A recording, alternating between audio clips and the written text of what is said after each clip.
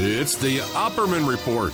Join digital forensic investigator and PI Ed Opperman for an in-depth discussion of conspiracy theories, strategy of New World Order resistance, high-profile court cases in the news, and interviews with expert guests and authors on these topics and more. It's the Opperman Report. And now, here is investigator Ed Opperman. Okay, welcome to the Opperman Report. I'm your host, private investigator Ed Opperman. And I would like to welcome a brand new sponsor. This is the first time we're introducing this brand new sponsor to you here. Phoebe Said is an independent chocolatier with Dove Chocolate Discoveries, which is a registered trademark of Mars Incorporated.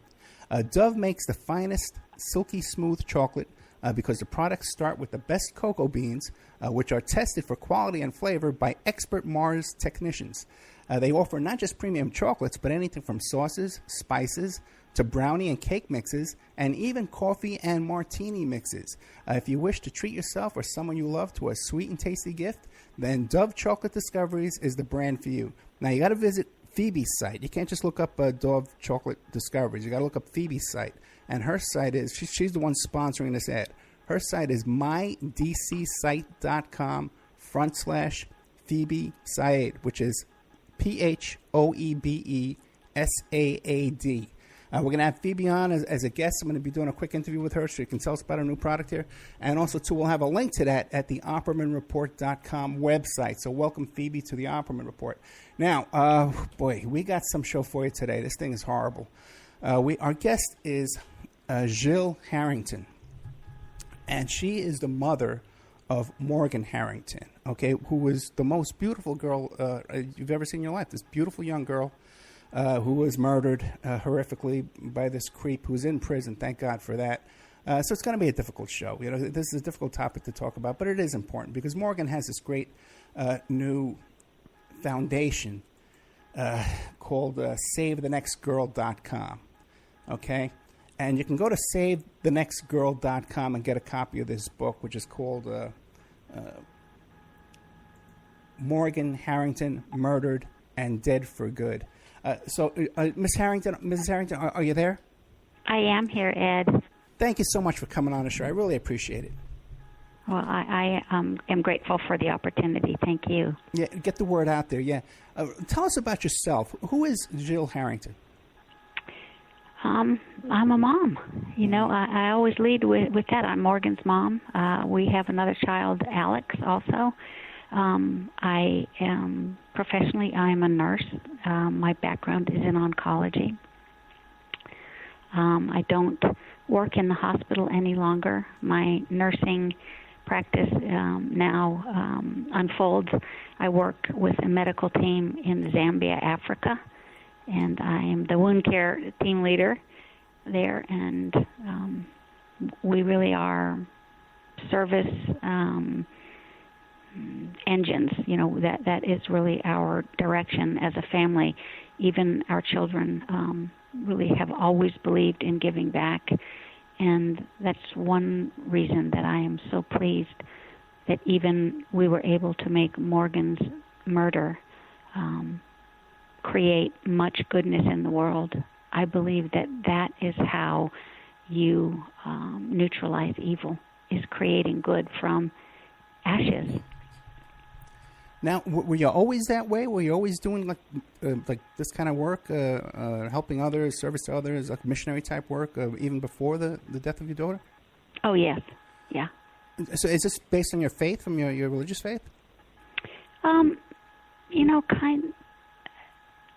it just seems like the best response to, you know, I'm not grounded in any, you know, particular flavor of religion, very much more non-denominational, but I do have a really strong and abiding belief that the direction of the world, God, the universe, is towards good, if you can allow it to be. I do think our fear and doubt get in our way sometimes, and we limit the trajectory and the goodness that is trying to arrive for us. What a great outlook. Let me ask you a question. Alex, how old is Alex? He is 30. Oh, 30 years old. Okay, Mm-hmm. And Yeah. what is he doing? He works with you too in Zambia? No, he actually lives in New York. He's a photo stylist in New York, and he, I believe that Morgan's murder has been the hardest on him. Mm. He is going to be the last guy standing with all the inside jokes and family information, and he lives in a tough town, but he is finding his way and flying. I do think it was very helpful for everyone in our family, kind of unexpectedly. The trial finished, in this case, for the Back-to-School Killer, finished on March 3rd last year. And having that end point really released a lot of psychic energy and effort that all of us, our triangulated family had felt. And both Dan, my husband, and Alex said, now, this piece is finished. We have taken justice for Morgan as far as we can. And it has given all of us a little more octane to be productive. And we are worker bees, so Lord, watch out. Things are going to be happening. Well, that's great. And now, so the title of the book, Morgan Harrington, Murdered and Dead for Good, you can take that in two ways. So I'm assuming from hearing your attitude, you want good to come out of this. Ed, it's both. Morgan is dead and will always be dead. She will remain dead forever. She is dead for eternity. But her death has been the catalyst for a great deal of good. She had a short life. She was 20 years old when she was killed. And yet we have a foundation, Help Save the Next Girl, that we have more than 50 clubs and chapters that educate young people about personal safety. We've built a school in Africa where Morgan was not able to travel with me with the Omni medical team to Zambia, which she intended to do. But hundreds and hundreds of kids will be educated in her school building.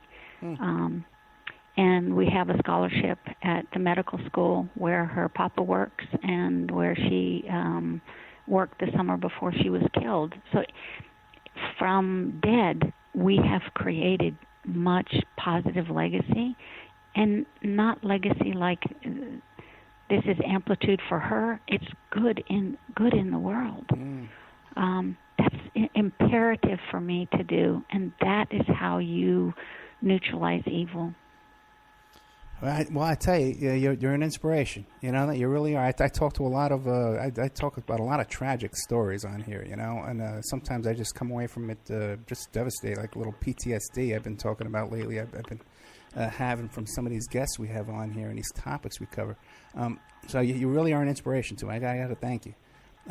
Let me ask you this about Morgan. Tell me about Morgan, because I see some pictures of her here when she's a little girl. She's kissing her dad. And then the pictures, more recent ones, when she was about 20 years old, she has like a beautiful girl, but she's a little mischievous looking. You know what I mean? She has a little twinkle in her eye, like a little, kind of a handful. Tell me about Morgan. Morgan was really talented. She was beautiful inside and out. Morgan was joyful. Morgan was like champagne. She was bubbly, and when she was around, it was a celebration.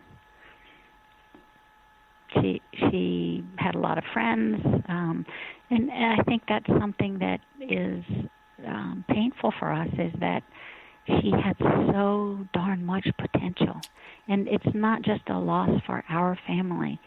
She was going to do big things in the world. She was going to give back and make a difference. And we really have felt that part of our obligation as parents is to try and fulfill some of her potential because she won't be able to do it. Right, you got to fill that in. Right, that makes that makes sense. That's a great way to deal with this. Because I got to tell you, I told you off the air, I got a 16-year-old daughter. The same thing. She's a debate team. She's going to be going to nationals. Like an impressive kid, and all her friends. I'm so impressed with these kids. Right. But I think if my God forbid, if something happened to my kid, I think I'd kill myself. I only have the one kid, or I'd go out there on a rampage and hunt this guy down and slaughter him. I don't know what I would do. So it's just what a blessing to have your attitude here to fill that in. You're right, to make up for that loss. That's just beautiful. What was she going to college for? Actually, she had decided, she waffled on different things. She was a good artist, so she contemplated that. But she had decided to go into early childhood education and become a teacher. And that is one reason why us building a school in Africa made really perfect sense. Morgan had packed supplies for my Africa journeys for years and really wanted to travel with me and, see the places and the people that I had talked to her about. And she wanted to teach kids, and she will never teach kids, but in an unexpected way, she is the vector for more education for children happening than she would have been able to accomplish had she been able to live and become a teacher. Isn't that ironic, that because of the exposure to her death, they bring life to so many. But that is dead for good. We have made good come from this. And I do like it as for people to see it as an option. If from nothing, from dead, we have made this amount of goodness happen, what can you do if you have more? And the school in Africa, actually, I have to confess, came from not one of my prouder moments. I was sitting in our living room with the box of Morgan's ashes in there, and I was having a pity party and saying, people have weddings and grandchildren, and all I've got is this box of ashes. I got a box of dust. This is what I have. And it didn't take me too long to pull myself out of that mindset and say, you know what, pull your socks up, Jill. Ashes, even from ashes make cinder blocks. Cinder blocks can make buildings. We are going to build. And you know what? We're going to build a school in Africa for Morgan.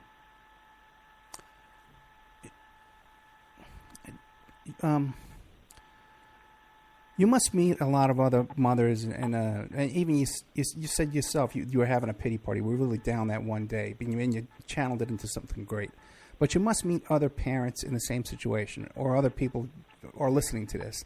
People like me who would be thinking, I'll just kill myself, because I don't want to deal with this. What would you say to them? Do you meet people like that? I meet a lot of people. I try and have met many victims' families, and everyone's story is a little bit different. But I do want to be a way shower that there are options. You can become embittered and soured, or you can rock in the corner, or you can find a way forward. And that's probably the trickiest one to do, but that is the one that you have to become new stuff. And we want what we had, but what we had will never be again, and other opportunities and blessings show up. And you can't just keep tipping them out of your hand because they're not what you used to have and what you want. You have to reconfigure. And I do want people to know that they can reconfigure. And having a murdered daughter, that's not going to happen to many people. I mean, that's a zebra. It doesn't happen, except rarely. But everyone will have loss. And I think people are looking for, desirous of tools to use to help them through whatever loss they will incur. And, life delivers loss to all of us. Everyone is going to have at least one up close and personal experience with death. And in our society, we don't have many opportunities of how to suffer. Yeah, that is so true. Because I'm a private investigator too, so I have a lot of clients, and even families that are torn apart through divorce and custody and that kind of stuff, or have a family member goes away to prison for life. These drug charges and stuff like that. Just you run into so many tragic people's lives just turned upside down. Before I forget, I want to mention this website, findmorgan.com. I guess this was set up at the time when they were still hoping, and looking for Morgan. But there's some beautiful pictures on here of Morgan and her family, and there's like a video of from Help Save the Girl.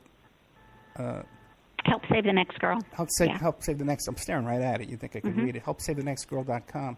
And also, too, there's the address where you can donate to this. They got a picture of the hospital in Zambia, and there's an address there you can write to and donate to. And there's a beautiful poem that I've shared with a couple of people today. It's really beautiful, written by Gil Harrington here, right on the front page of findmorgan.com. So check that, too, as well, besides HelpSaveTheNextGirl.com, where you can get the book. Morgan Harrington, Murdered and Dead for Good. Now, Gil, can you tell us what happened that day? I know she was going to a concert, but what happened? What happened? Morgan went with some of her good friends who've been in and out of my house since they were kids to a concert in Charlottesville.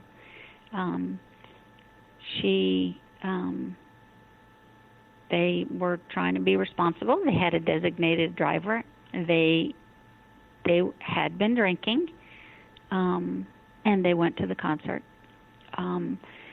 Morgan got up and went to the bathroom during the concert, before Metallica came to the stage, and fell, we believe, on the stairs, and we believe had a concussion. She did have a depressed skull fracture on autopsy, and was disoriented, and ended up outside the arena and was refused re-entry, and turned out into the night and happened to intersect with a predator. So it was just like happenstance that he happened across her, and just. I think these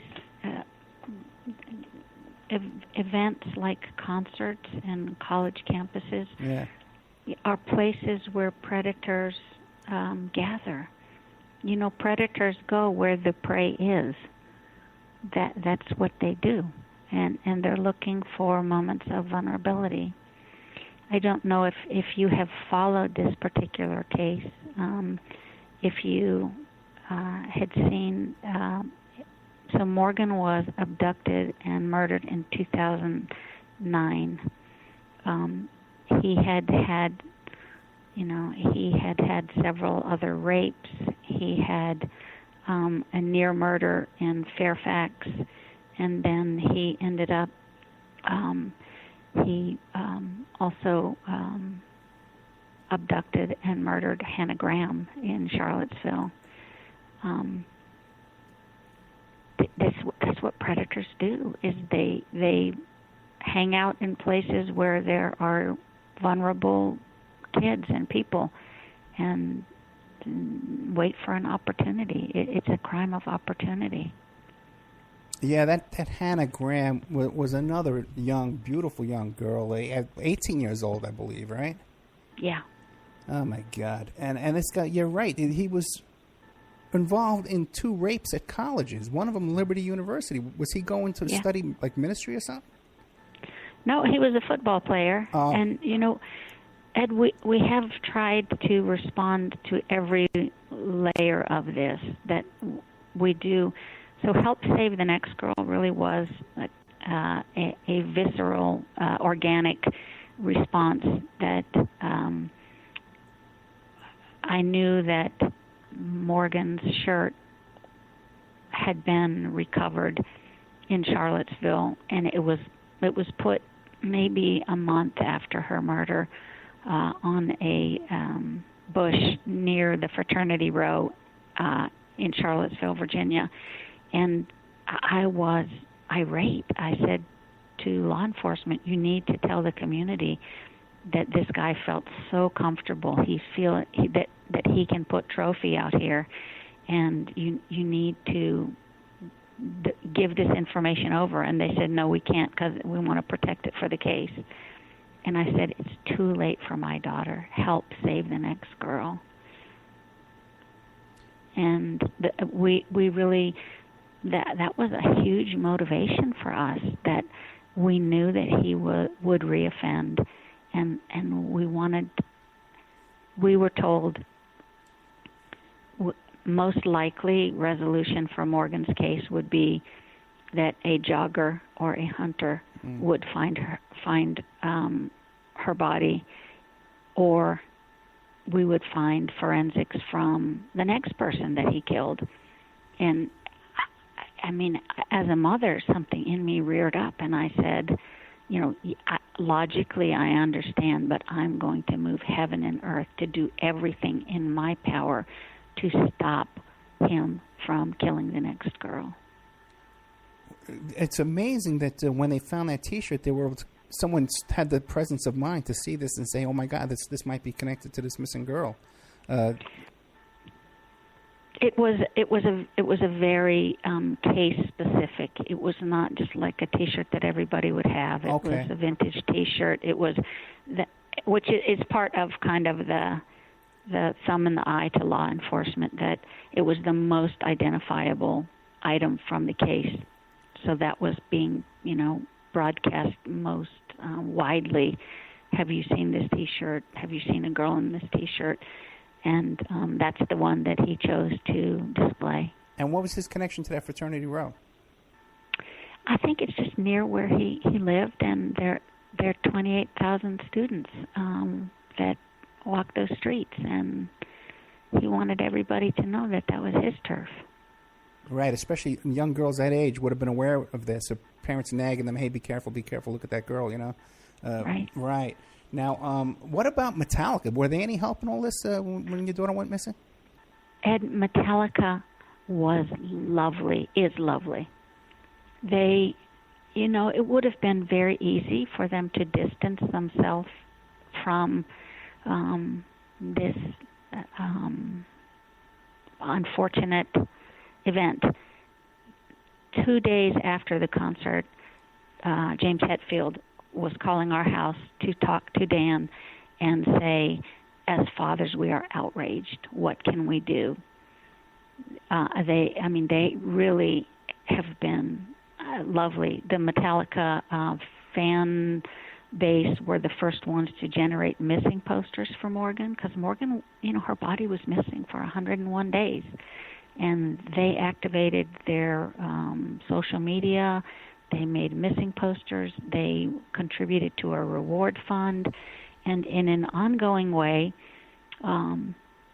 Virginia Tech uses the Metallica Enter Sandman as their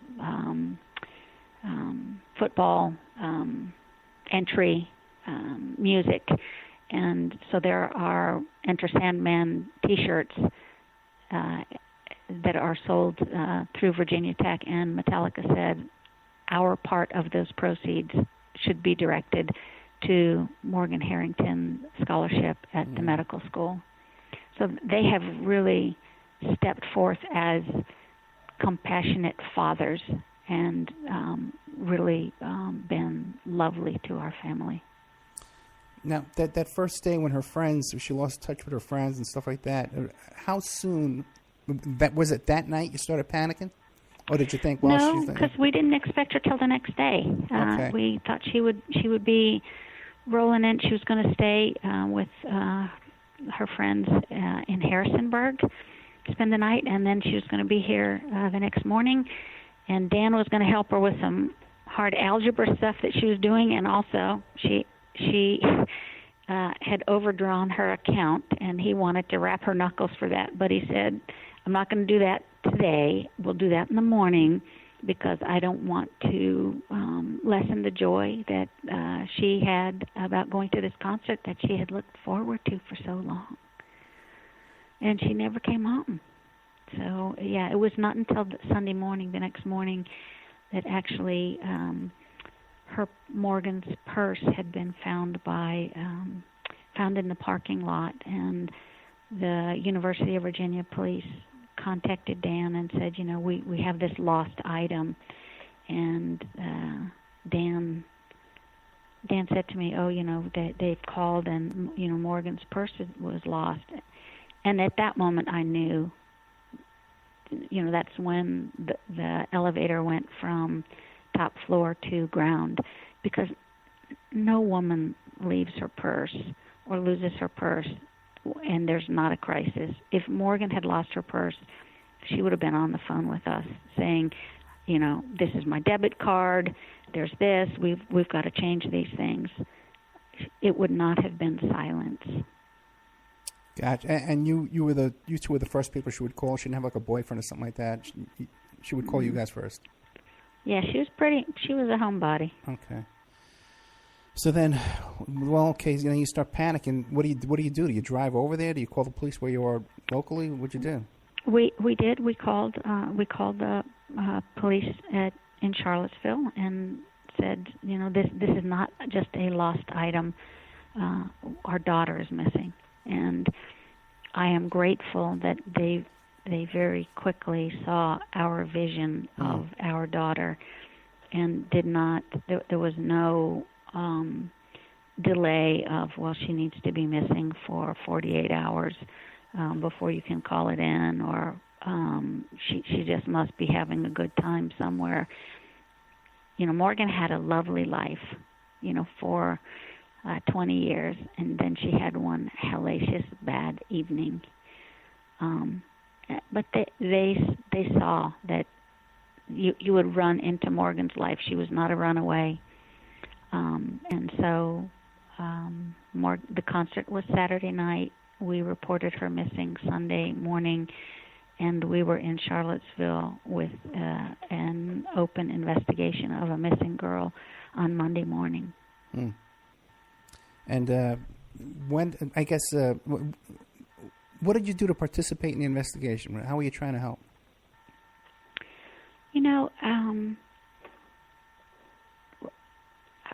I think we could have been maybe a better utilized by Virginia State Police than we were. I think that I have come to know many law enforcement groups and know that each group has a different culture and kind of a different way. I would always was trying to, the best way that I can explain it is, I always go back to our medical background. 20 years ago, doctors were delivering babies, and the fathers were out in the hallways smoking cigars and wringing their hands. And today, fathers are in operating rooms tying umbilical cords, and they are not obstetricians, but they have a role in the process.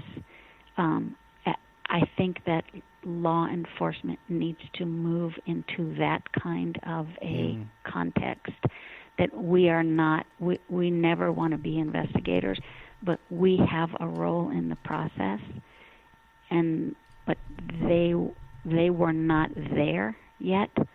They are closer to being there than they were. It's been 7 years since Morgan was killed, and I think there is a more collaborative approach between victims' families and law enforcement now. But when Morgan was killed, they really wanted us just to back off and let them do their cop stuff, and we could not just relinquish that responsibility to them because we felt that we had a role.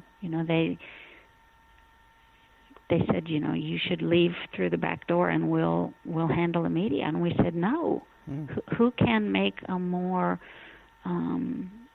impassioned request from the community for information and tips than Morgan's families? We'll do this.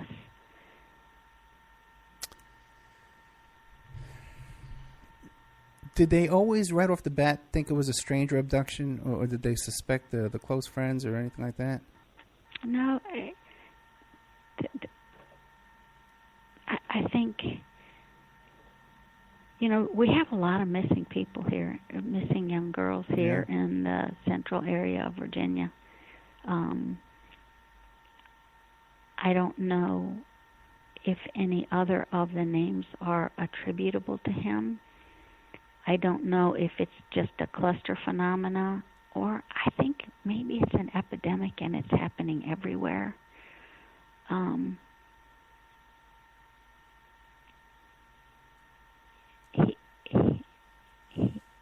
There are a lot of crimes that happen on college campuses.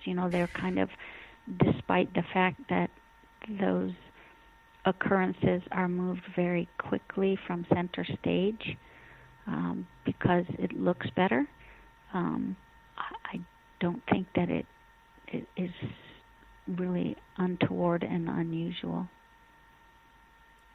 Yeah, I think that's the most risky place on the face of this earth for as far as young women getting raped is the college campus. Yeah, the statistics are horrific. I was just talking to my daughter about that in the car this morning. We're going to have to take a commercial break. We're here with Gil Harrington, the mother of Morgan Harrington. She's the author of the book Morgan Harrington, Murdered and Dead for Good. Now, you can find that book at helpsavethenextgirl.com. And also, too, I was talking to Miss Harrington off the air. There's an event coming up on April 29th, Missing Persons Day. It's going to be the foundation of the Missing Persons Day in Virginia there. And she'll be telling us a little bit more about that when we get back. So we'll be right back with more of Gil Harrington, author of Morgan Harrington, Murdered and Dead for Good, right after these messages.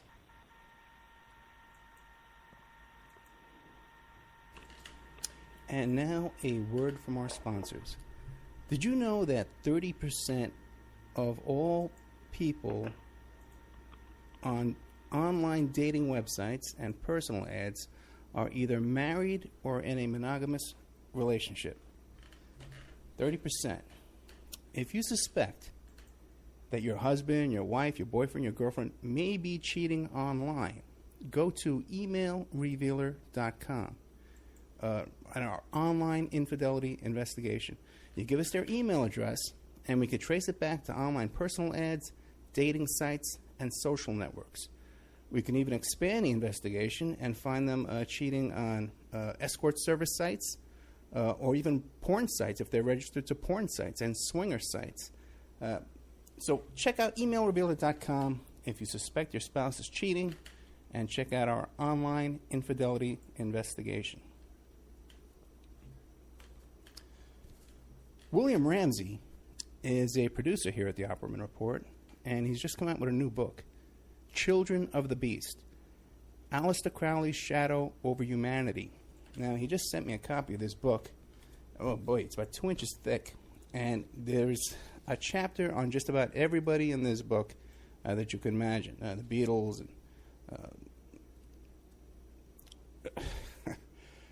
and Jack Parsons, everybody's in here. It's incredible. And I definitely recommend this book. There's a bunch of pictures in here, too, of all these people in different chapters and information. Anselm LaVey and people I've never heard of, too. There's a whole bunch in here. JFC Fuller. I don't know who he is. But it's great stuff by our producer here, William Ramsey. So check out Children of the Beast, Aleister Crowley's Shadow Over Humanity. You can find it on Amazon.com, or you could find it in the Opperman Report.com bookstore. We have an urgent bulletin. It seems that the group straw man is still on the loose. It has been confirmed that straw men are Canadian, okay, and that authorities are asking people to stay indoors, lock your doors and windows until this group can be dealt with. You could find more information about this group of Canadians, at strawmanmusic.com.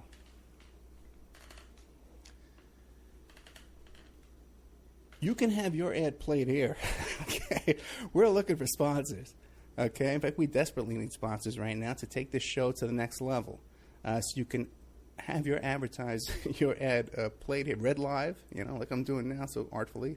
Or we can even work up a little jingle for you with some music and stuff like that and play it here. You have no idea how inexpensive it would be to have your ad played on the Opperman Report on 7 stations live Friday night and another 7 stations live on Saturday night, plus replayed every day of the week on different stations, and then archived on YouTube, Spreaker, iHeartRadio, iTunes, and all different kinds of podcasts, Pod This and Podbean, all different kinds of places who archive the show for us. And on those archives, your ad would play indefinitely, forever. You also get a little banner on OppermanReport.com. You get a mention on the air, you get a little interview on the air, and all kinds of fun stuff if you sponsor Opperman Report. We have an opportunity to get this show on a major AM/FM station in California. We've been approved. So if you want to sponsor us into that, so incredibly inexpensive that your ad would be heard by the range covers 5 million people in population where your ad would be broadcast, and all these other stations would be thrown in for free. So really affordable prices to sponsor OppermanReport.com. Get a copy of my book, How to Become a Successful Private Investigator. You can get a copy of that book at emailrevealer.com, or you can get a copy of that book now. It's back up on Amazon.com. How to Become a Successful Private Investigator by Ed Opperman. And this book has been updated a little bit from the previous book that we had that was available to our wonderful listeners. Okay, welcome back to the Opperman Report. I'm your host, Private Investigator Ed Opperman. We're here with Gil Harrington, mother of Morgan Harrington and author of the book Morgan Harrington, Murdered and Dead for Good. You can find that book at helpsavethenextgirl.com. So, Gil, you there? I'm here, yes, sir. Okay, great. And tell us about this thing on April 29th. Now, you guys were behind this. You got this thing passed. Missing Persons Day in Virginia? Yeah, Ed, one of the things that I'm most proud of, perhaps because I think it is the most substantive response to Morgan's murder, is the legislative activism that we have had. And lordy, who in the heck ever thought that, me, mama, nurse, would become active and lobby in the General Assembly here in Virginia. But we have done many things that I feel really enhance the safety in our state. Early on, Dan lobbied to have familial DNA used as a forensic assay in Virginia. And at that point, we were the 3rd state to do that. People are wigged out when you start talking DNA because they think that Big Brother is going to sequence your entire genome and you start cloning people, right? Your secrets are all going to be out there, but actually, they just sequence a snippet of the DNA to identify you as an individual. And indeed, if familial DNA had been a tool in the hands of law enforcement when Morgan was killed, Jesse Matthews' father had been incarcerated for a felony conviction, and he would have been required to submit DNA. And we had un-DNA from Morgan's case, and it would have hit on his father's connection to him, and we would have found him before he went on to kill Morgan and Hannah. So we felt like there was a real need to use this capability. You know, I travel a lot internationally, and every border you go across, you leave your fingerprints. They do retinal scans. You come, Dulles, they're doing retinal scans. So these biometrics are being gathered at many, many different places. 20 years from now, we will laugh that there is any reservation. We probably are all going to have a barcode on our neck by that point. But that there has been resistance to this technology. We also did lobby for expansion of DNA databanks in Virginia so that first-degree misdemeanor conviction also would require DNA sample to be submitted to national databanks. And again, the states that have expanded the requirement for DNA submission have found it has really enhanced their ability to solve cases. For us personally, Jesse Matthew had done a grand larceny burglary, and if he had been required to submit DNA at that point, he would have pinged on his 2005 attempted murder and rape in Fairfax, and he would have been incarcerated for that instead of being free to go on to kill Morgan and Hannah. So we've done many things. The missing piece is a part that both Dan and I, it is horrific to have a murdered daughter. May I tell you, to have a missing daughter is way worse than that.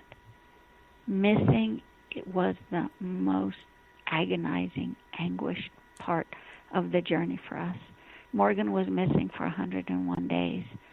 And, to ride and swing on the pendulum between hope and despair and not give up on your girl but brace for incoming, it is demoralizing and debilitating and really the hardest part of our journey.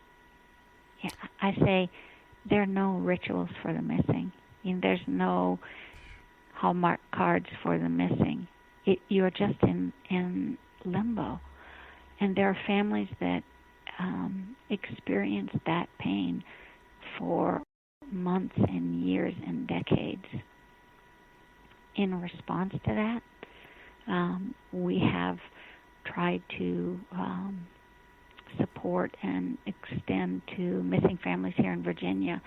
And yes, April 29th, the governor has declared it to be Missing Persons Day in Virginia, and we will hold events in Virginia to bring renewed attention to the more than 600 active missing persons cases in Virginia, many of which go back, 10, 20 years.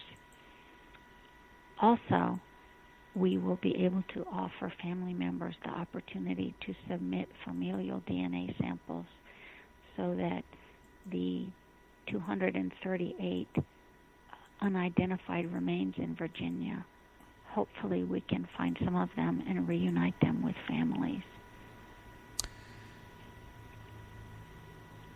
Now,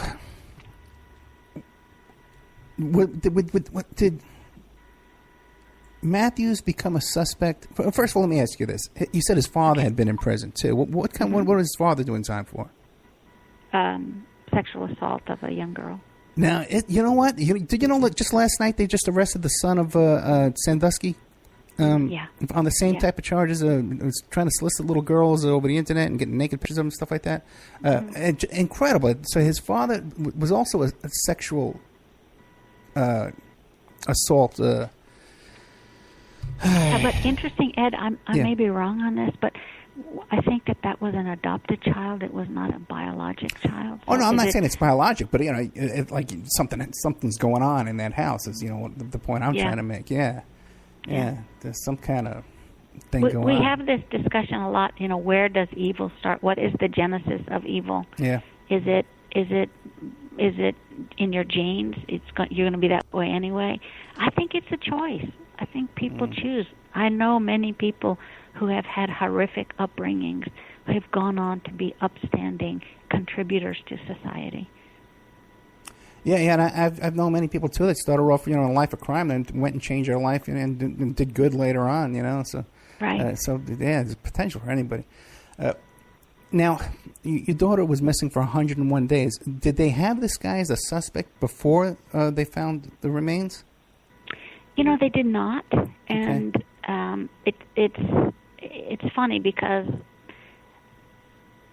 so we went 5 years with nothing. We knew that there was a forensic link, a DNA link between Morgan's case and a attempted murder, rape, abduction in Fairfax from 2005. So we knew when we found him that we would know it was him, but we didn't know who he was and where he was.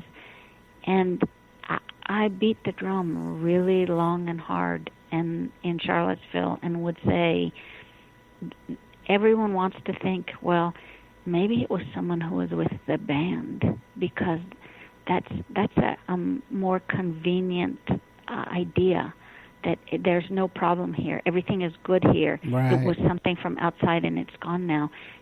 And I would say, this is a local boy. This is homegrown talent. And we had a sketch. We had a composite sketch that the woman in Fairfax had created. And I would say, look at this. If you are, getting coffee for a guy who looks like this, don't filter your thoughts. Just call police. Let police be the filter.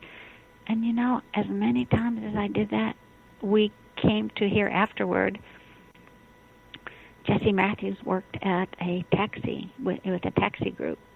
And when anything in the news would come on about this case, they would tease him. They would say, that looks just like you. And he would storm out and be irate. Why didn't they call police instead of tease the guy? Why not call? That's what I was begging people to do. Do not be the filter. If you have any little intuition of anybody, call police. Yeah, and indeed, when Jesse Matthews, before they had forensics on the Hannah Matthews case, the Hannah Graham case, someone sent us a picture of our sketch image and then Jesse Matthews superimposed, and it was uncanny. I said, we don't even need the DNA. This is the guy.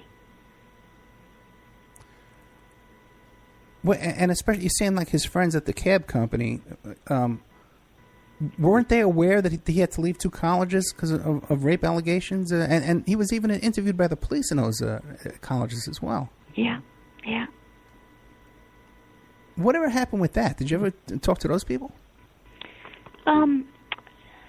Not so much, but we were able to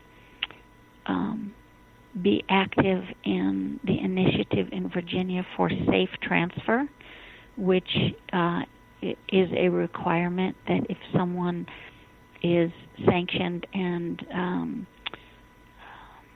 kicked out of a college for sexual wrongdoing, that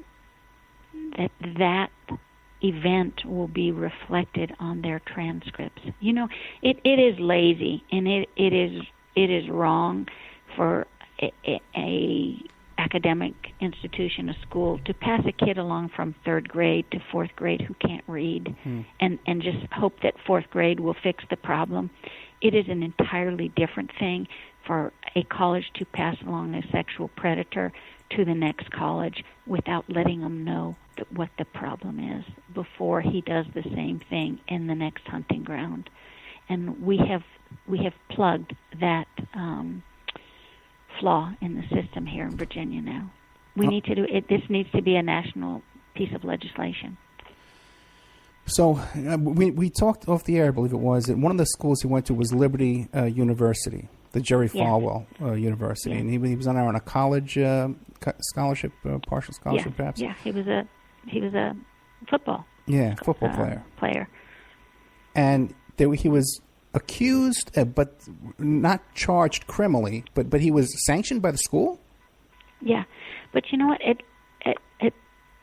At that point in time, typically they would make the girl go and keep the football player. Right. I will say that they got rid of the football player, but I think we can take it farther and not pass along your problems to an unsuspecting new feeding grounds for a predator. And we're trying to change that. You know, again, you can't be linear. You have to do all these things. You have to educate the young people. You have to do victim outreach and help families that have been impacted by these crimes. And you have to change legislation. Yeah, I think it's complicated. That should be a no-brainer, you'd think. And we were talking, I believe we were talking off the air about how probably the most dangerous place in the world for a young woman is a college campus. You're more likely to get raped there than anywhere else. Anywhere, like you work in a strip club, you know, and you're more likely to get raped on a college campus, you know. Just outrageous. How did now they found your daughter's body, and then they were able to get DNA to pick up, or how did they pick up Matthew? The DNA actually was on her shirt. On the shirt. The shirt that he draped, was on the shirt. So then he hung himself. Yeah, so maybe his grand gesture backfired. Yeah. Okay, and what, he got picked up on some other charges and they tested him for DNA? Is that what happened? No, I mean he was not found until he was a suspect after killing Hannah Graham, or abducting Hannah Graham, because he was seen on video surveillance. And it's interesting, if as an investigator you would like to go to, search up some of the video surveillance of Hannah Graham in Charlottesville, Virginia, downtown, that you really see kind of a predator drop his mask, that he's ambling along, and he's a big guy, very big guy, but everyone who knew him really said, well, he's just a gentle giant. Well, if you look at that guy ambling around on the downtown mall like Fat Albert, he went from Fat Albert to Cheetah in 3 steps once he saw Hannah Graham on the other side of the street. And he was over there. So that ambling, just gentle giant stuff, he dropped it real quick. You will love to look at this video and see, okay, now the predator is put down the mask because he sees the prey. And that's available on YouTube? Yeah. And he spotted her because I think she was intoxicated. She had been drinking, right? Correct. Okay, Sandy. So he spotted. Wow, he just spotted that and he just went right after. Oh, yeah, we're going to have to look at that. Okay, definitely. So now, okay, this guy's got 7 life sentences, right? Yes. How were you guys involved in that? Did the prosecutor consult with you on the plea deal? Of course they did, and my motivation has always been to save the next girl. Ed, you might think this is crazy. I don't hate him. I have no anger towards him. He is what he is. If in my neighborhood, if there's a wild bear that's rampaging through the neighborhood, I don't hate it. It's doing what bears do. But that rampaging predator cannot be where humans are because humans are not safe where he is. So he must be in a cage, and that's where he is. In this process, I mean, I have reached out to his mother. Okay. You know, I feel compassion for his family. You know, we are 7 years out from our daughter's murder, and there's not a time I go to the grocery store that several people don't, you know, come tootling around with their cart and hug me and kiss me and, you know, tell me we're thinking about you and Morgan and, you know, extend kindness and compassion and blessings to me. I feel terrible. His family is going around about their life, and every time they come around a corner in a grocery store, there's someone who is looking at them like you raised the monster and looking at them with hate. And you know, that is an extension of the damage that Jesse Matthews has done. He has injured our family. He has injured Hannah Graham's family. He has injured RG's family, and he has injured his own family. He has brought, you know, the whole load of bricks down on everybody. Have you been able to make contact with the mother? I actually, not a great deal. Yeah. I did reach out to her after 2 of the trials. You know, I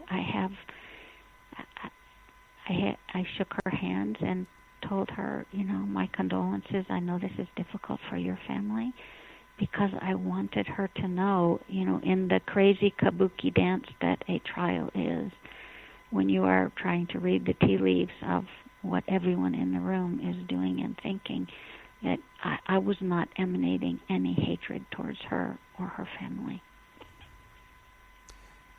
And Jesse Matthew, his dad is still in prison, or his dad is out of prison, or dead? Oh, his dad is long out. Yeah. So his dad's walking around. Yeah. Okay, that's interesting. Okay. All right. I was hoping you promised me 1 hour, okay?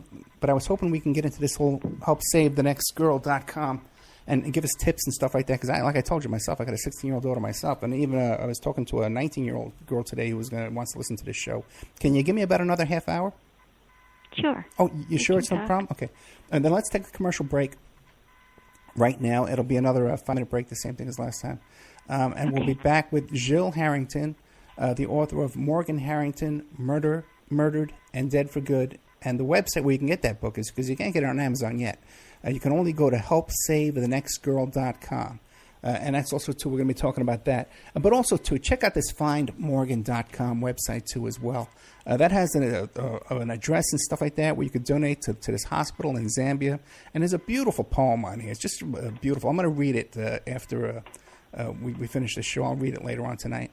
And I'll promote this again, too, in the after show. So we'll be right back with more of Gil Harrington right after these messages.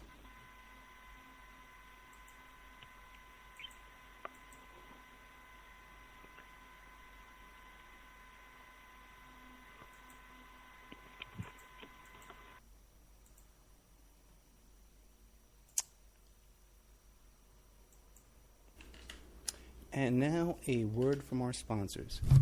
Did you know that 30% of all people on online dating websites and personal ads are either married or in a monogamous relationship?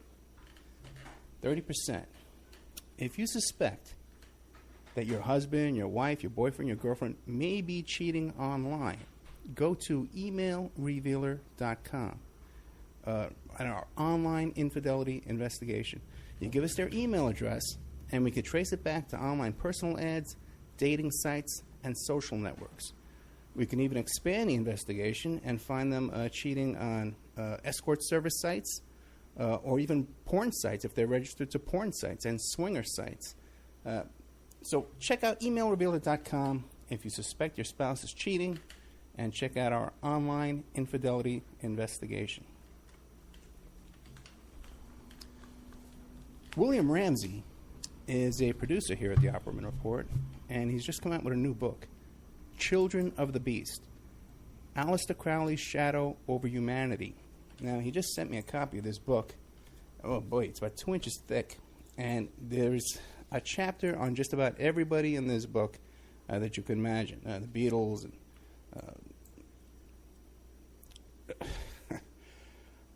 Jack Parsons, everybody's in here. It's incredible. And I definitely recommend this book. There's a bunch of pictures in here, too, of all these people and different chapters and information. Anton LaVey and people I've never heard of, too. There's a whole bunch in here. JFC Fuller.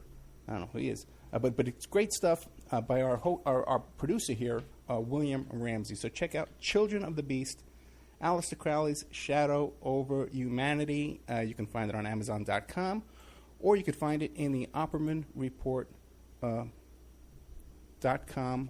bookstore. We have an urgent bulletin. It seems that the group Strawman is still on the loose. It has been confirmed that Strawman are Canadian, okay, and that authorities are asking people to stay indoors, lock your doors and windows until this group can be dealt with. You could find more information about this group of Canadians, at strawmanmusic.com.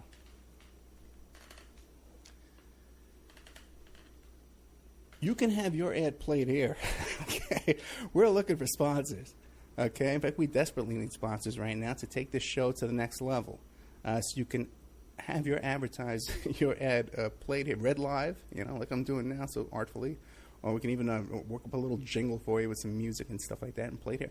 You have no idea how inexpensive it would be to have your ad played on the Opperman Report on 7 stations live Friday night, and another 7 stations live on Saturday night, plus replayed every day of the week on different stations, and then archived on YouTube, Spreaker, iHeartRadio, iTunes, and all different kinds of podcasts, Pod This and Podbean, all different kinds of places who archive the show for us. And on those archives, your ad would play indefinitely, forever.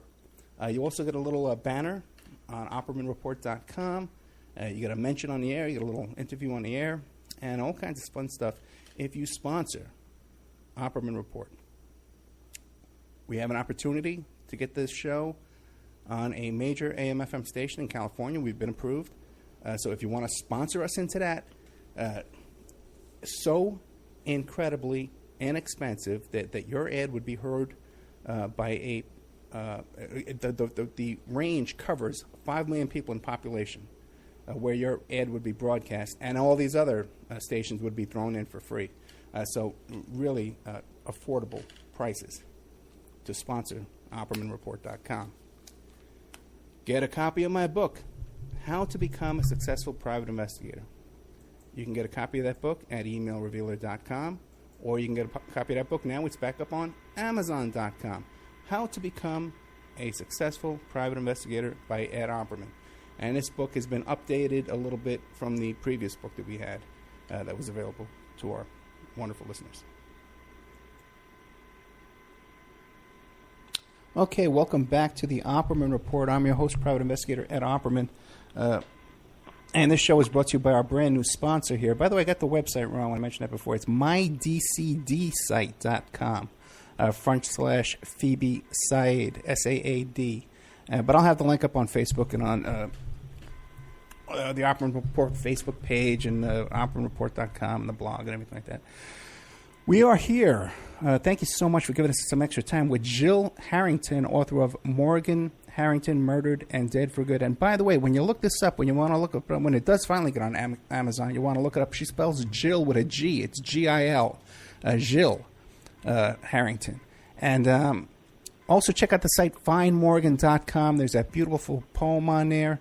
There's some pictures of Morgan. There's a little video of helpsavethenextgirl.com, and there's the address and stuff for this Zambia hospital. Is it a hospital or a school?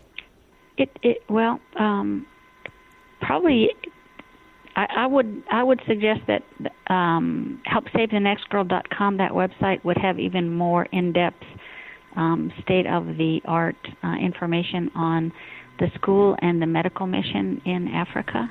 Yeah, we have taken the impact of this young girl's life all the way to the other side of the world, and we are squeezing goodness out of it. I think that maybe once we have gotten all the goodness that we can from it, that we'll be able to rest. But again, 7 years out, we are still, it's not searching for ways to further opportunities from her potential, but we're trying to keep up as fast as we can, because there's so much that she might have done that we're going to do in her place. Well, yeah, well, God bless you for that, man. I tell you, it's so encouraging to hear your attitude and stuff. When people went out and bought the book, Morgan Harrington, Murdered and Dead for Good, what would they find in the book? Does it describe the investigation and the murder? Is it like a true crime book? Absolutely not. Yeah, it's not a true crime. Yeah. It is not. It is not the true crime book, because I am not an investigator. I don't know that at all. And I was not privy to the investigation. It really is the grief journey, and I have done a whole lot of the grief work even prior to Morgan's murder, and that I can do in spades. And again, I think that journey, people are looking for the tools that they can apply to the losses that will show up in their own lives. Very few people will have daughters who are murdered by a serial killer, but everyone will have their own version of loss. And what do you do with it? How do you weave in that black stripe into the fabric of your life and come out as whole cloth? That's the task, and it's a tough one. But I think that people have said, if you can do it from where you started, then certainly I can do it from where I started. A dear friend of mine said, who has had some real catastrophic losses, said, Jill, everybody tells you there's no playbook for this. And he said, I get that. There's no playbook, but I think there are some plays, and I think that you have some of the best ones I've ever seen, and I want to know how to do it for myself. When did you start writing the book? During how long ago? A lot of the blog entries and stuff actually went back. I journal a lot, especially when things are chaotic in my life. It's a place of putting any angst down on paper, so you don't have to deal with it in your head. It's already attached to the paper. So I was, the day Morgan was missing, from the very first day, starting to write and attaching those feelings and fears and craziness onto the paper, so we could go to sleep at night, because every day, he would fall into bed and say, can we do this one more day? And because we were trying to engage with media to the fullest extent possible, because we were looking for tips that would lead to resolution of our daughter's missing case. And to do that, you had to be present and available, and we did, for everybody.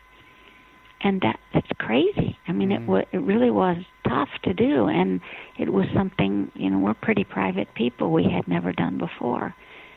And we would say at the end of every day, you know, do you want to bug out on this? Or do you have one more day? Can you dig deep and can you do tomorrow? Can you commit to tomorrow? We will do tomorrow, and then tomorrow we can decide to bug out if we want. And we did that. We inched along, you know, little by little, to find our way forward.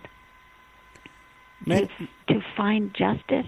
You know, not just justice is such an abstract, you know, to find a killer. We found him. I really do believe that if we had not been so determined that we would, he'd still be out there. Now, the statistics are when two husband and wife lose a child, the divorce rate after that is through the roof, because you know, so many things going on, you know, emotional turmoil and blame and all kinds of guilt, everything, right? Were you brought closer together, or did you have those kind of problems as well? We did not. Okay, see that? Wow. You know, again, I think it was, you know, in some way we were unusually equipped to deal with this. You know, Dan is a physician, I'm a nurse, and with that as professional background, you really are used to putting your emotions on hold to accomplish the task at hand. So we were able to work really hard at what we were doing, and not let it erode our relationship. Yeah, I was determined from the very first day. I said, you know, he hit us when we were asleep, and there's going to be no collateral damage that furthers from this. You know, our marriage is going to be successful. Our son is going to be okay. Nobody's going under the bus. He had one opportunity and he hit us bad, but we are not going to allow any, you know, extension of damage. These crimes that happen, you know, it's like when there's a burn, there's the injury, tissue injury to a burn that happens from the fire, and then after the heat is on the tissue, then the injury to tissues extends. There's going to be no extension of damage to our family from initial injury. No, we're stopping it right here. Excellent. You're able to compartmentalize. Yeah. Yeah, right. Yeah. Okay, right.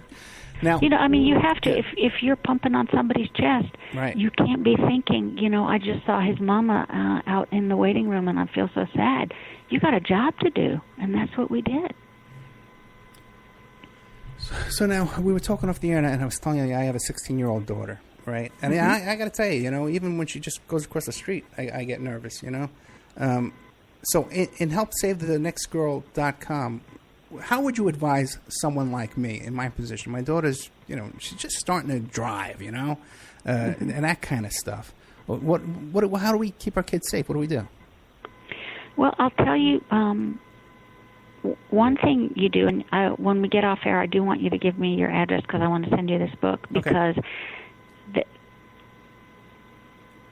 you need to put a face on the suffering. You need to individuate the problem. You know, it's really easy.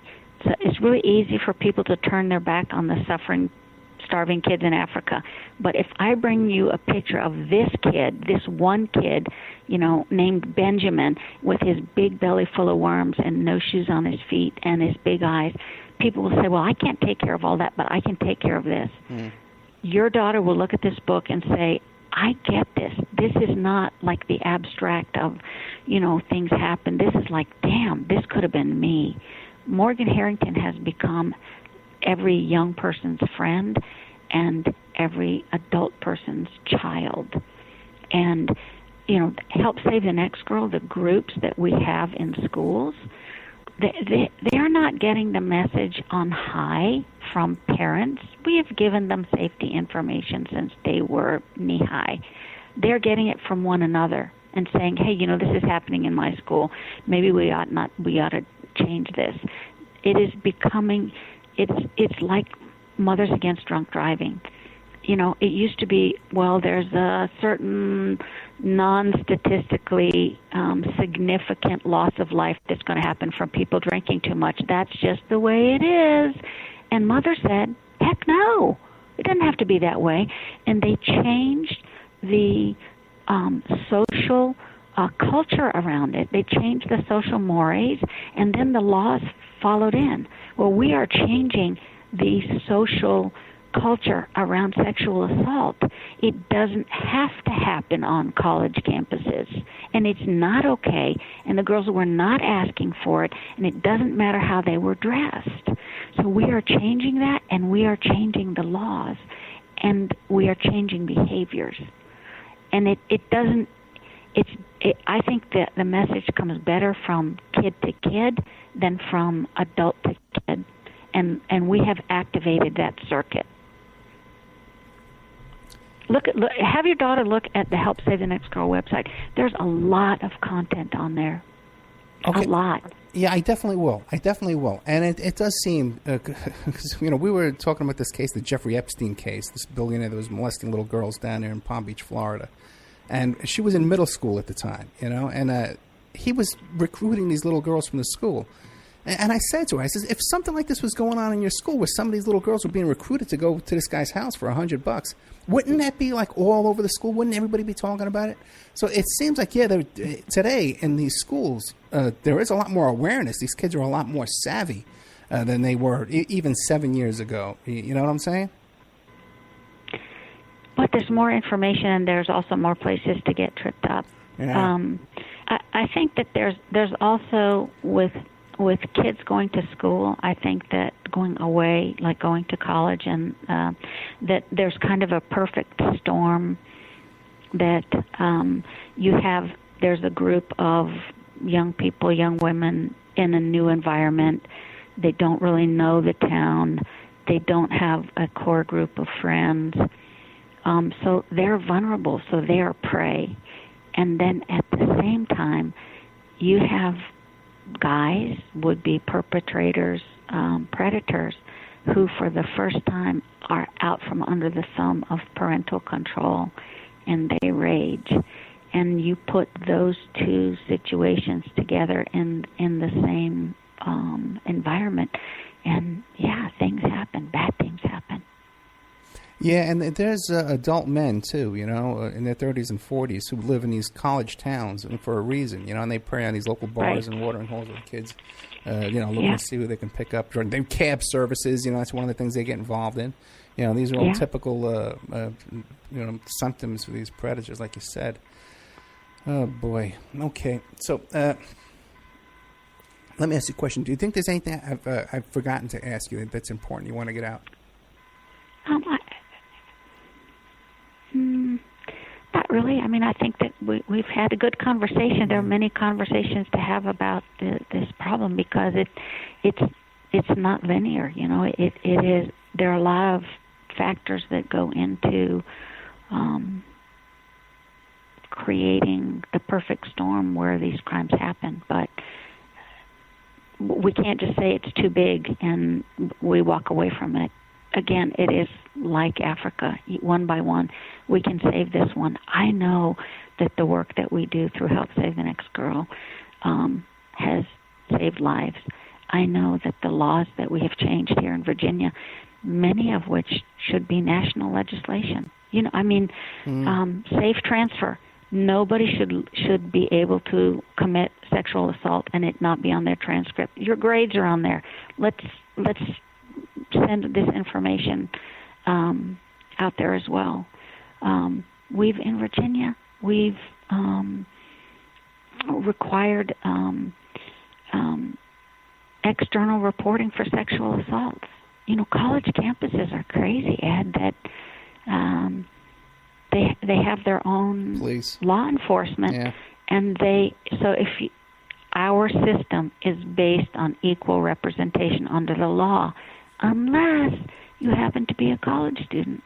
And if you are raped on one side of the street and it's on college ground, there's one set of consequences that come forth. If it's across the street and it's in the town, there's an entirely different set of consequences. The intention of the colleges is not investigative zeal. It is to limit the information. And that's not acceptable in Virginia anymore. The law, we changed the law. We required external reporting of felonies from college campuses. That's a freaking no-brainer. Yeah. How has that been allowed to be? That college campuses are like the Vatican with their own police force and their own laws in the midst of our country, where we send our children. Yeah, that's how it is. One time I had to serve this college professor with some summons, court summons. And so before you could do that, you got to check in with the campus police. So, okay, fine. And I'm down there, checking in with the campus police like a fool. Every time I go to serve the guy, he's not there. Finally, I sneak on the campus, to serve the guy, and he's right there, So obviously they were tipping him off each time.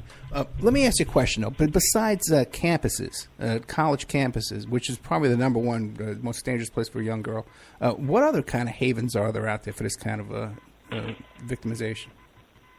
Any ideas? Like, I know the modeling industry is. Yeah, I think it's everywhere, yeah. and I think, we have to look at our women, our girls as precious commodities instead of items.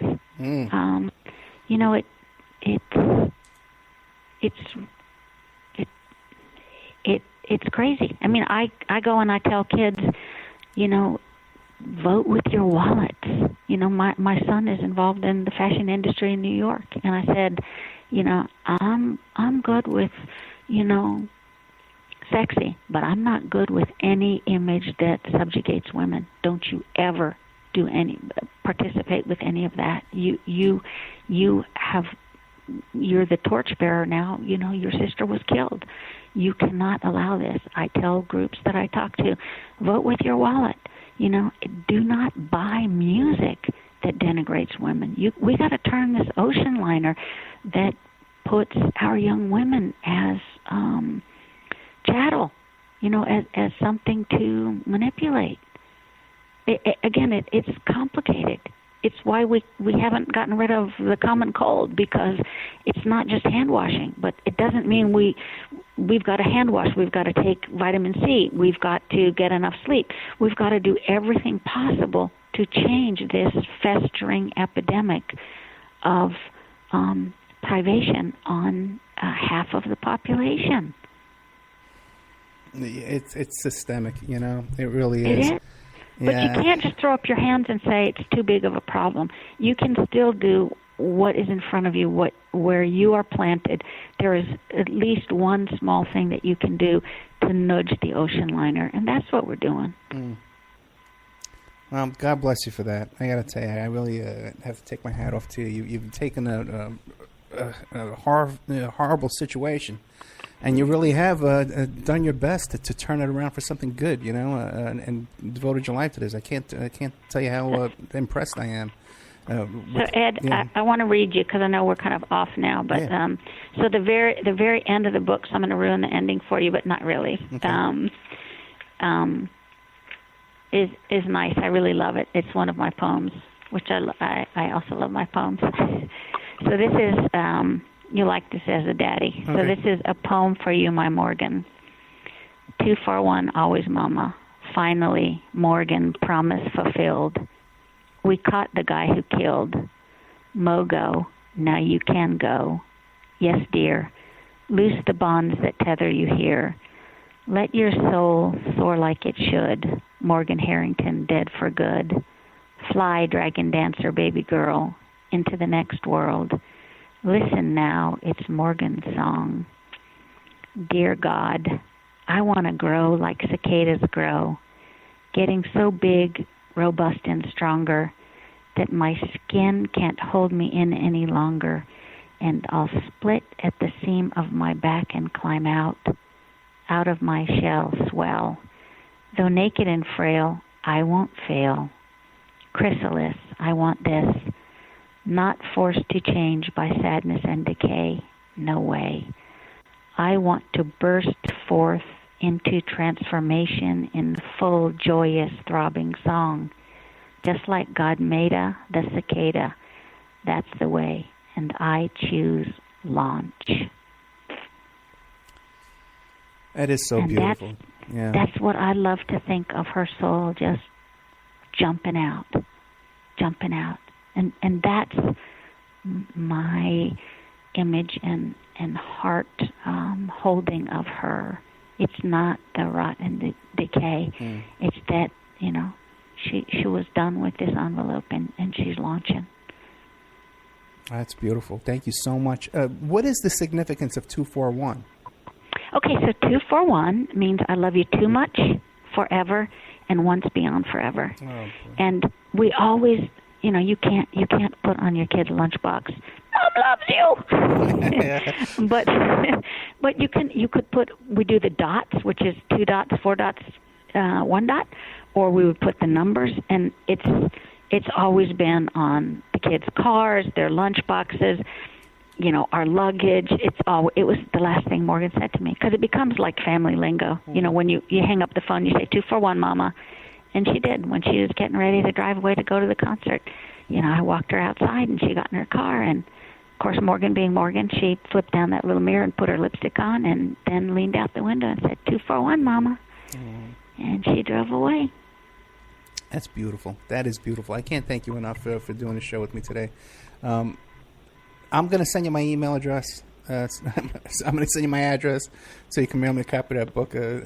I would love you to have it, Ed. And I really enjoyed speaking with you. It was fun. I felt like we had a nice connection, and I enjoyed the opportunity. Thank you. Thank you very much. Okay, good night. And I'll be plugging your thing after we hang up. So thank you so much, right. Gil Harrington. Good night. Take care. Bye now. Bye. Oh, boy. I tell you, as right there as we were just wrapping up, I see Eitan Pates and his conviction of the man who allegedly killed him. I'm going to be talking about that later on, too, because, Maury Terry's convinced that guy didn't do it. But Gil Harrington, I tell you, man, what a beautiful story. And when I was reading that poem on that Find Morgan site, my God, and she has a lot of poetry in it, too. A beautiful woman. Can't thank her enough for doing the show. Gil, Gil Harrington, the mother of Morgan Harrington. The book is Morgan Harrington, Murdered and Dead for Good. The website is helpsavethenextgirl.com, and you can check out all the stuff, too, with their hospital and their school they got over there in Zambia. I wonder how many of her emails get sent to spam, because she's been talking about a charity in Zambia, Probably about half of them vanish on there. Our new sponsor, one more time. Let's see if I can get this out. I'm working on this still, guys. I'm just reading this for the first time.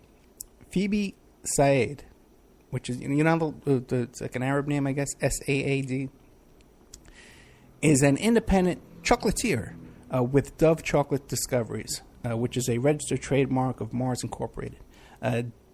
Dove makes the finest silky smooth chocolate because the products start with the best cocoa beans, which are tested for quality and flavor by Mars technicians. Not Mars the planet. This is Mars the chocolate company, or the Mars chocolate bar family.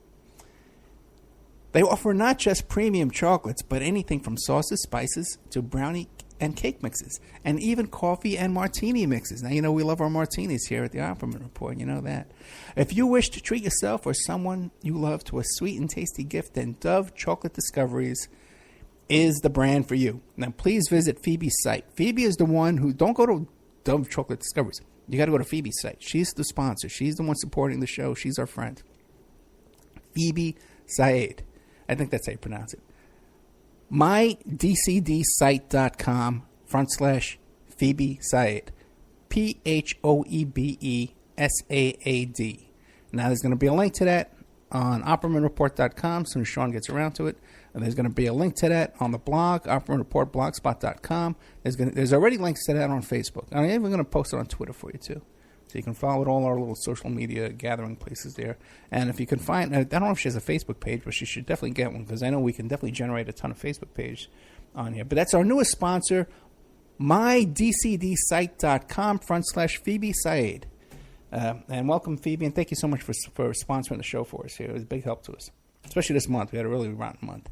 Our wonderful, inspiring guest here is Gil Harrington. That's Gil Harrington. Morgan Harrington, murdered and dead for good. I don't know, man. I got to tell you, you know me. If something happened to my kid, I think I would just go in the total opposite direction. So God bless you, Gil Harrington. And the website is helpsavethenextgirl.com. What a mission there. Okay, guys, if you enjoy the show, don't forget OppermanReport.com. That's where you go. You become a member. You subscribe to the member section. There's additional content in there. There's all kinds of documents, videos, and all kinds of new shows you don't get anywhere else. We're running a special this month, $65, and you get 13 months, and I even give you a little bit the rest of this month too, 13 and a half months of membership. So you get extra time, and you get extra discount on the price, but you got to email me direct. You got to email me at oppermanreport@gmail.com. You got to email me, oppermanreport@gmail.com. And I'll send you a PayPal request. You give me your email address. It takes a little going back and forth, because people love to talk to me as they're doing this process. And then they always make a mistake. Okay? They go to the wrong place and send the wrong amount. I tell you, it's insane how much. I try and make a couple of bucks here to pay the rent. And my God, these hoops we got to jump through to get this $65. It's amazing. They want to tell me their life story, then they can't. Oh, I can't find this. What is this, the right link? Oh, where's my password? Oh, it's in the email. Oh, let me go check over there. Oh, well, the email's coming from you. It's coming from Tiny Bit. The whole nightmare I got to go through. All right, guys. Tonight with the after show, I got a bunch of good stuff I'm going to be working on for you. I even talking about Ted Gunderson a bit. So we'll be talking to you right after these messages.